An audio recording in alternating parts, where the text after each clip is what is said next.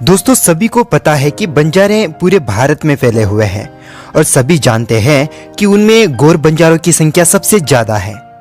हमें प्राचीन भारत के ऐसी कई सारी संस्कृतियों के बारे में पता है जिनका बड़े समाजों में विलय होने से नामो निशान मिट गया, लेकिन चंद समाज आज भी ऐसे हैं जो कि अपनी सबसे अलग संस्कृतियों के लिए आज भी जीवित है और उनमें से एक समाज है गौर बंजारा।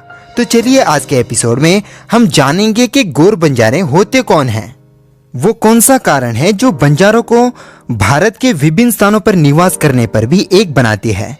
तो दोस्तों हम आपको बताएंगे कि आखिर क्यों भारत के विभिन्न स्थानों पर निवास करने पर भी बंजारों में एकता है, वो कैसे एक दूसरे को पहचान लेते हैं। सबसे पहला कारण, उनके पास भारतीय महाद्वीप की समृद्ध संस्कृति और सदियों पुरानी परंपरा है।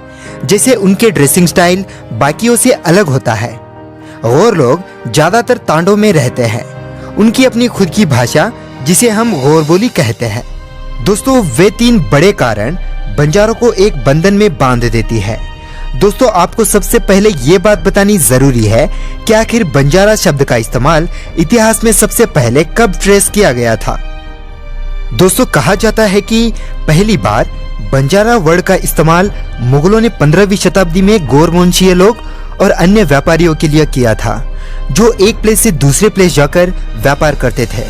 इतिहास में सबसे बड़े बड़े व्यापारी बंजारे हुआ करते थे और उनके ज्यादातर बिजनेस से जुड़े होने के कारण वे ज्यादा अमीर लोग थे।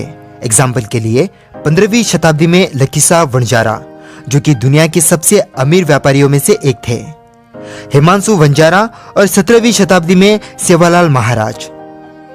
बाद में जब अंग्रेजी हुकूमत भारत में बहुत ज्यादा फैल गई तो वे बंजारों को हर तरफ से व्यापार के मार्ग से हटाना चाहा और उन्होंने बंजारों से ज्यादा कर वसूलना शुरू किया।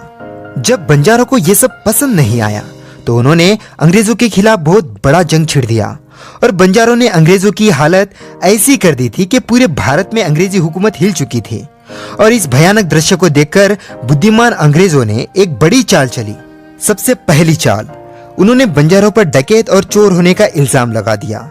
उन्होंने इसे इसलिए किया ताकि दूसरी कम्युनिटी इनके सपोर्ट में आकर फिर से अंग्रेजों के खिलाफ लड़ना शुरू ना कर दे। दूसरा चाल, 1871, वो काला साल जब अंग्रेजों ने बंजारों पर क्रिमिनल एक्ट लगा दिया और इसके चलते भारत में उन्होंने सारे बंजारों के मूवमेंट्स को रेस्ट्रिक्ट कर दिया और इसके चलते बंजारों को व्यापार में बहुत बड़ा घाटा हुआ। आगे चलते चलते बंजारों के पास नमक और छोटे मोटे उत्पादों को छोड़कर व्यापार करने के लिए और कुछ बचा ही नहीं। दोस्तों इतिहास के यही कारण आज ज्यादातर बंजारों को गरीब वर्ग के श्रेणी में लाकर खड़ा कर दिया है।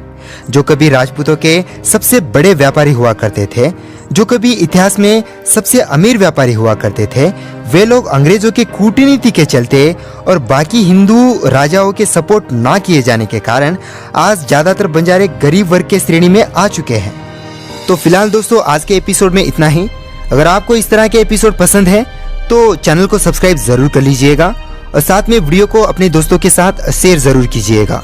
और फाइनली दोस्तों आपसे एक विनती है, इस वीडियो को कॉपी करके प्लीज दोबारा रीअपलोड ना कीजिए। अगर आप चाहते हैं कि ये इन्फॉर्मेशन लोगों तक पहुंचनी जरूरी है तो प्लीज वीडियो को शेयर जरूर कीजिए और मुझे सपोर्ट करें ताकि मैं बंजारों के बारे में और भी ज्यादा वीडियोस बना सकूं। और चैनल को सब्सक्राइब करना बिल्कुल भी ना भूलें। मिलेंगे फिर से एक और नए एपिसोड में, तब तक के लिए नमस्कार।